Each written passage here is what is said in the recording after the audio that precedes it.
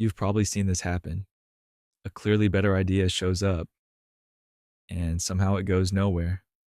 But a simpler, sometimes worse, idea spreads everywhere. Most people assume the better idea simply lost, but that's usually not what happened. We tend to believe innovation spreads naturally. If something is better, people will eventually adopt it. But real systems don't work that way.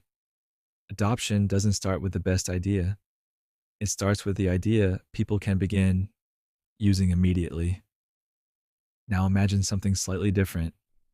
A new idea arrives. It might be more advanced, more powerful, but adopting it requires more coordination, more people involved, more adjustment across the system, and suddenly the idea encounters a bottleneck. Not because it's wrong, but because the system has limits. Every innovation creates coordination work. People must learn it, integrate it, adjust their behavior around it.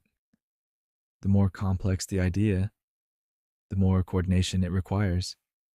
And systems tend to resist sudden increases in coordination load, not out of stubbornness, but out of stability. So something predictable happens. Ideas that move easily through the system spread. Ideas that require too much coordination stall, even if they are technically better. Over time, the system quietly selects the ideas that are easiest to adopt, not the ones that are most sophisticated, but the ones that fit the system with the least disruption. At first glance, this looks like people choosing the simpler option, but that isn't really what's happening. The system itself is filtering ideas. Ideas that require too much coordination never fully enter the system, while simpler ideas move through it easily. What looks like preference is often structure. This is the hidden filter behind innovation. The best ideas don't always spread. The ideas that spread are the ones systems can coordinate around. Economists sometimes call this coordination load. When coordination requirements rise too quickly, adoption slows down or stops entirely.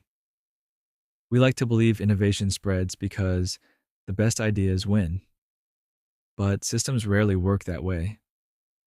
Systems reward the ideas that reduce coordination strain, not the ones that increase it. And that's why some innovations change the world, while others, even brilliant ones, never make it through the door. And once you see that filter, another question appears. If coordination limits what spreads inside systems, where does the risk go? That's what we'll explore next.